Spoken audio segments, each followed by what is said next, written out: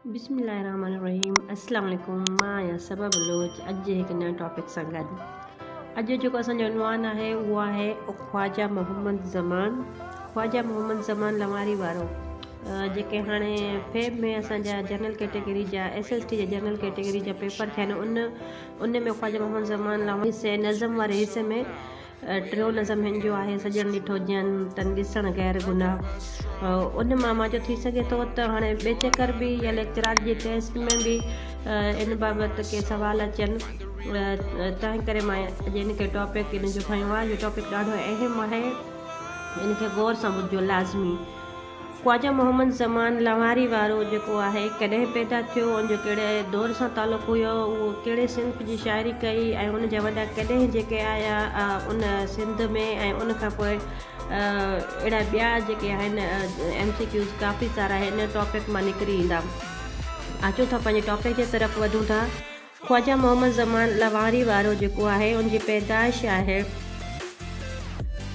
1713 ईस्वी में ऐं हिजरी मुताबिक़ 1105 हिन जी पैदाइश थी। ख्वाजा मोहम्मद ज़मान जे पीउ जो ॾिसूं त शेख हाजी अब्दुल लतीफ़ आहे।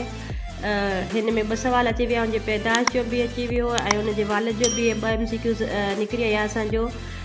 ऐं इन जो जेको आहे ॾिसूं त जेकॾहिं तारीख़ अचे थी त उन हिसाब सां पुछनि था त हुनजी तारीख़ पैदाइश जेकॾहिं 21 रमज़ान 1125 हिजरी आहे। उन खां पोइ जेकॾहिं हिन में ईस्वी में ॾिसूं त 1713 ईस्वी में थी वेंदी 1125, बाक़ी जेको इस्लामी महीने खां 21 रमज़ान थी वेंदी।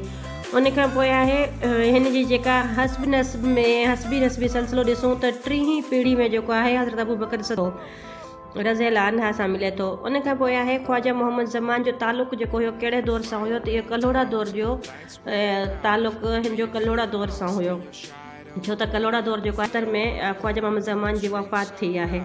हिन खां पोइ आहे इन जा जेके अहवाल मिलिया आहिनि उहे कहिड़नि किताबनि में मिलिया आहिनि उहे बि अॼु पढ़ंदासीं, या इन जा जेके वॾा हुया उहे किथां आया उहे बि। हाणे असांजा 3-4 MCQs निकिरी विया। ख्वाजा मोहम्मद ज़मान जेको आहे कॾहिं पैदा थियो ऐं उनजो तालुक़ु कहिड़े दौर सां हुयो, उनजो हस्बी नस्बी सिलसिलो कॾहिं कंहिं सां मिले थो।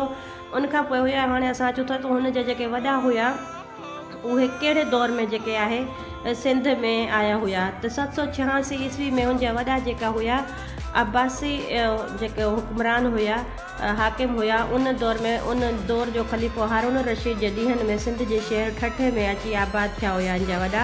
उन खां पोइ कुझु वक़्त लाइ वरी कच्छ ॾांहुं हिजरत करे विया हुया। पोइ जेको आहे वापसि अची लवारी ॻोठ खे आबाद कयऊं, जेको ज़िलो बदीन सिंध में आहे। उन खां पोइ आहे तो ख्वाजा मोहम्मद ज़मान जेको आहे कहिड़ी सिंफ जो मशहूरु शाइर हुयो, काफ़ी सिंफ जो मशहूरु शाइर हुयो। हुन काफ़ी किताब बि लिखियो आहे, जेको SST में असांजो SST जी जनरल कैटेगरी में सवाल 15/2024 में आयो हुयो। इन जो त काफ़ी किताब जो मुसनिफ़ केरु आहे त उन जो बि सवाल इहो आयो हो। उन तरीक़े सां मां चयो त इन जो सवाल पहिरें बि अची चुको आहे, त उहो काफ़ी सिंफ जो मशहूरु शाइर ख्वाजा मोहम्मद ज़मान आहे। ऐं ख्वाजा मोहम्मद ज़मान लवारी में रहे पियो, त उन मां शाह अब्दुल लतीफ़ भेटाई जेको आहे हुन सां मिलणु वियो ऐं उन मुलाक़ात दौरान ई हज़रत ख्वाजा मोहम्मद ज़मान खे चयईं त मुक़ररु कई।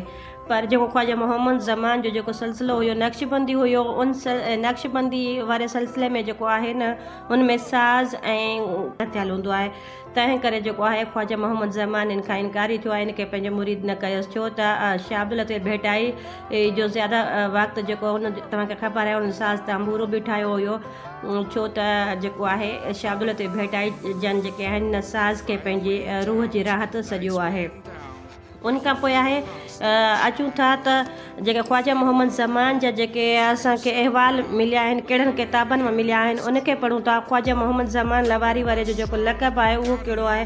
ख्वाजा मोहम्मद ज़मान लवारी वारे जो लक़ब जेको आहे सुल्तान अल औलिया आहे। ऐं इन जो जेका जिन किताबनि मां अहवाल मिलिया आहिनि असां उनखे ॾिसूं था। सभ खां पहिरियों जेके इन जी सवाने मिली आहे उहा तोहफ़त अल करम किताब में मिली आहे। उन खां पोइ जेको वरी ॿिया इन जा जेके किताब मिलिया आहिनि उन में आहे किताब, उन मां कुझु अहवाल वरिता हुया आहिनि, उनखे असां बयानु कयूं था। सभ खां पहिरीं अचे थी फ़तहुल फ़ज़ल जंहिंजी तालीफ़ शेख अब्दुर रहीम कई आहे। उन खां पोइ जेको आहे उनखां असांखे किताब मिली आहे डॉक्टर गुरबख्शाणी जंहिंजो लवारीअ जलाल उन में भी जेको आहे सवान लिखियलु आहे ख्वाजा मोहम्मद ज़मान जी। ऐं किताब अबियात सिंधी जेका उहा बि ख्वाजा मोहम्मद ज़मान जी आहे, जंहिंखे अरबी मां सिंधी में तर्जुमो जेको आहे डॉक्टर उमर बिन दाऊद पोटर कयो आहे, जेको 1939 ईस्वी में। ॿी इन जी हिकिड़ी किताब आहे मरगूबुल अहबाब नाले किताब आहे। ऐं जेके इन जा किताब मिलिया आहिनि ख्वाजा मोहम्मद ज़मान जा, जेका अक्सर किताब मिलिया आहिनि उनखे फ़ारसी ऐं अरबी में जेके लिखियल हुया।